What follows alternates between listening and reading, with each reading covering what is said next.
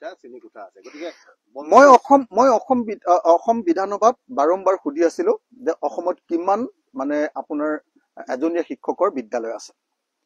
তো তেতিয়া মোৰ প্ৰশ্নৰ উত্তৰত প্ৰথমতেই কৈছিলে যে এজনীয়া শিক্ষকৰ বিদ্যালয়টো বাদেই দিয়ক এজনো শিক্ষক নথকা বিদ্যালয়ও আছে তাৰ পাছত প্ৰথমবাৰ মই প্ৰশ্ন সুধোতে এজনীয়া শিক্ষকৰ সংখ্যা থকা বিদ্যালয় প্ৰায় 5000 বুলি কৈছিলে এতিয়া তাতকে কমি আহিছিলে বুলি কৈছিলে এবাৰ মই যোৱাবাৰ যেতিয়া সুধিছিলো তেতিয়া অলপ কমিছিলে বুলি কৈছে কিন্তু কাৰ্যত দেখা গৈছে যে আজিৰ দিনটোতো অসমত 5000 পৰা 6000 বিদ্যালয় এনেকুৱা আছে যি বিদ্যালয়ত এজনীয়া শিক্ষক আছে যদিও চৰকাৰে কৈ আছে যে হয় এখন বিদ্যালয়ত দুজন শিক্ষক আছে কিন্তু সেই বিদ্যালয়ৰ শিক্ষকজনক সেইখন স্কুলত দিছে কিন্তু ডেপুটেশ্যনত হয়তো টাউনৰ স্কুল এখনত দি থৈছে যে সময়ত টাউনৰ স্কুল এখনত 10 জন বা 12 জন শিক্ষক আছে সেই সময়ত গাঁৱৰ স্কুলখনত কিন্তু আপোনাৰ এজন বা এজনো নাইকিয়া বা দুজন শিক্ষকে আছে গতিকে এজনীয়া শিক্ষকৰে কেতিয়াও এখন বিদ্যালয় চলিব নোৱাৰে একেখন বিদ্যালয়তে যদি এজন শিক্ষকে তাকো আকৌ এটা হলৰ ভিতৰত শ্ৰেণী কোঠাটো বেলেগ বেলেগ নাই এটা হলৰ ভিতৰত প্ৰথমতে ধৰক আপুনি কাৰবাক ধৰক আপোনাৰ নেওতা মুখস্থ কৰাই আছে কাৰবাক ধৰক অংক কৰিবলৈ দিছে কাৰবাক ধৰক আপোনাৰ প্ৰাৰ্থনা গাবলৈ দিছে কাৰবাক ধৰক আপোনাৰ সাহিত্যৰ পাঠ কৰিছে কাৰবাক ধৰক কোনবা কবিতা মুখস্থ কৰাইছে একেটা সৰু এটা আপোনালোকে এলপি স্কুল বিলাকটো দেখিছে সৰু এটা ঘৰৰ ভিতৰত 5টা ক্লাছ একেলগতে যেতিয়া চিঞৰি থাকিব এখন বজাৰৰ বাহিৰেতো আন একো নহয় ডেইলি বজাৰৰ আপোনাৰ মাছৰ বজাৰখনৰ নিচিনাকে হুলস্থুল হৈ থকাৰ বাহিৰেতো আন একো নহয় এজন শিক্ষকে কাক চাব নেওতা মুখস্থ কৰাব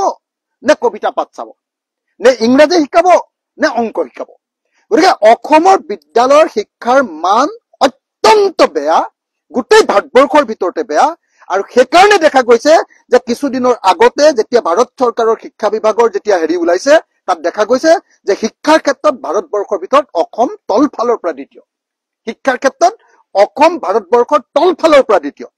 আগতেতো সেই পৰ্যায়টো 5 নম্বৰত আছিল তলফালৰ পৰা এতিয়াতো হিমন্ত বিশ্ব শৰ্মাৰ দিনত তলফালৰ পৰা দ্বিতীয়ত পৰিণত হৈছে গতিকে এটো অত্যন্ত দুৰ্ভাগ্যজনক হিমন্ত বিশ্ব শৰ্মাই কেৱল অসমত হিন্দু মুছলমানৰ ৰাজনীতি কৰি ধৰ্মীয় মৌলবাদী ৰাজনীতি কৰি অন্ধবিশ্বাসৰ কথা কৈ অনবৰতে অকল সাধু সন্তৰ এই 2 নম্বৰী ৰাজনীতি অনবৰতে এই গোটেই 2 নম্বৰী পৰম্পৰা এটা ষ্টাৰ্ট কৰি আগতে কোনোবা দিন আপোনালোকে নিজে কওকচোন যে অসমীয়া মানুহে কেতিয়াবা কোনোবা এখন বিদ্যালয় আৰম্ভ কৰিবলৈ যাওঁতে আধাৰশিলা স্থাপন কৰিছিল আধাৰশিলা হয় নহয় কেতিয়াতো ভূমি পূজন বুলি কোনো বস্তু কৰা নাছিল ভূমি পূজন কৰাৰ পৰম্পৰা ক'বাত আছে নেকি অসমত নাই এইবিলাক এনে অন্ধবিশ্বাসী ধৰ্মীয় পৰম্পৰা কিছুমান আনি দিছে তাৰ ফলস্বৰূপে ল'ৰা ছোৱালী বিলাকৰ মন বিলাক আজিকালি অকল এই অন্ধবিশ্বাসী কথাবিলাকত 2 নম্বৰী কথাবিলাকত শিক্ষিত যি সময়ত মানুহ একদম আপুনি চাওকচোন এজন ল'ৰাই 2 বছৰ হলে মোবাইলটো টিপে আৰু 2 বছৰ হলে আমেৰিকাৰ শিক্ষা ব্যৱস্থা দেখি থাকে সেই ল'ৰাটোক যদি আমাৰ বস্তাত বহি পঢ়িবলৈ দিয়ে সেই ল'ৰাটোক যদি পানী পৰি থকা স্কুল এখনলৈ পঠিয়ায় সেই ল'ৰাটোক যদি ভাগি থকা বেঞ্চ এখনৰ স্কুললৈ পঠিয়ায় সেই ল'ৰাটোক যদি এজন শিক্ষকে তাকো একেবাৰে পুৰণিকলীয়া শিক্ষা দিয়া এজন শিক্ষকে যদি 5টা ক্লাছ পঢ়াই থাকে আজিৰ আধুনিক যুগৰ শিক্ষিত ৱেল ইনফৰ্ম এজন ছাত্ৰই সঁচাকে সেইখন বিদ্যালয়লৈ যাবনে এই গোটেই কামটো কৰিছে হিমন্ত বিশ্ব শৰ্মাই প্ৰাইভেট স্কুল খুলিব আজিৰ দিনটোত আপোনালোকে দেখিছে গোটেই ভাৰতবৰ্ষৰ ভিতৰত অসমৰ ভিতৰত গোটেই নৰ্থ ইষ্টৰ ভিতৰত প্ৰথমখন ইন্টাৰনেশ্যনেল স্কুল অসমৰ মুখ্যমন্ত্ৰীয়ে খুলিছে বান্দা ইন্টাৰনেশ্যনেল আইবি ইন্টাৰনেশ্যনেল বোৰ্ডৰ স্কুল প্ৰথমবাৰৰ কাৰণে খুলিছে অৰ্থাৎ তেখেতসকলে নিজৰ ল'ৰা ছোৱালীবিলাকক ইন্টাৰনেশ্যনেল বোৰ্ডত পঢ়ুৱায় ইন্টাৰনেশ্যনেল বোৰ্ড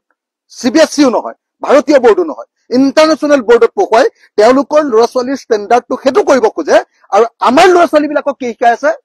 ভূমি পূজন আমাৰ ল'ৰা ছোৱালীবিলাকক কি শিকাই আছে অন্ধবিশ্বাস আমাৰ ল'ৰা ছোৱালীবিলাক কি শিকাই আছে হিন্দু মুছলমান কাজিয়া কৰিব লাগে আমাৰ ল'ৰা ছোৱালীবিলাকক ক'ত পঢ়ুৱাই আছে বস্তাৰ ওপৰত বহুৱাই আছে আমাৰ ল'ৰা ছোৱালীবিলাকক ক'ত পঢ়ুৱাই আছে বগা বেঞ্চিখন এনেকে বুঢ়া গৰুৰ দাঁতটোৰ নিচিনাকে লৰি থাকে পানী পৰি থাকে ফেন এখন নাই ইন্টাৰনেট নাই একো ব্যৱস্থা নাই এখনো পাৰ্ক নাই কোনো স্কুলত কোনো ধৰণৰ এন্টাৰটেইনিং শিক্ষা দিবৰ কাৰণে কোনো ব্যৱস্থা নাই গতিকে অসমৰ শিক্ষা অধপাতে গৈছে আৰু সেইকাৰণে এজনীয়া শিক্ষকৰ বিদ্যালয়ে ভৰি পৰিছে আৰু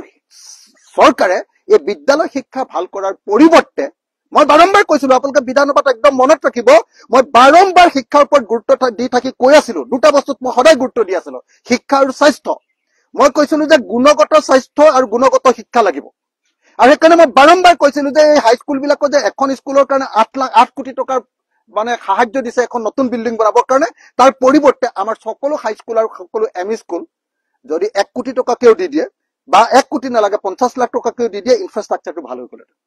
চবতে অকণ টাইলছ লগাব পাৰিলেহেঁতেন, বেঞ্চ কেইখন কিনিব পাৰিলেহেঁতেন, এটা ক্লাছ হ'লহেঁতেন, ক্লাছৰুম হ'লহেঁতেন, ফেন কেইখন লগাব পাৰিলেহেঁতেন, আৰু ল'ৰা ছোৱালীবিলাক স্কুললৈ গ'লহেঁতেন, আৰু বাথৰুমটোত অকণ টাইলছ লগাই ভাল ব্যৱস্থা কৰিব পাৰিলেহেঁতেন। আৰু আগফালে যদি 6 লাখ টকা বা 7 লাখ টকা খৰচ কৰি যদি আকৌ যদি আপোনাৰ পাৰ্ক এখন কৰি দিলেহেঁতেন, চিলড্ৰেন পাৰ্ক এখন, তেতিয়াহ'লেতো সকলো ল'ৰা ছোৱালী স্কুললৈ গ'লহেঁতেন। এইটো নাই, এইবিলাকৰ কোনো ব্যৱস্থা নাই। গতিকে হিমন্ত বিশ্ব শৰ্মাৰ দিনত শিক্ষাৰ অধপতন হৈছে, শিক্ষা ব্যৱস্থা তললৈ নামিছে। মই কৈছো যে আগতে তলফালৰ পৰা 5 নম্বৰ আছিলে, হিমন্ত বিশ্ব শৰ্মা শিক্ষামন্ত্ৰী হৈ থাকোতে, ৰনোজ পেগু শিক্ষামন্ত্ৰী হওঁতে তলৰ পিনৰ পৰা এতিয়া 2 নম্বৰত হ'ল, অৰ্থাৎ 2 নম্বৰ বেয়া ভাৰতবৰ্ষৰ ভিতৰত বিদ্যালয় আমাৰ ইয়াত আছে। নলবাৰীত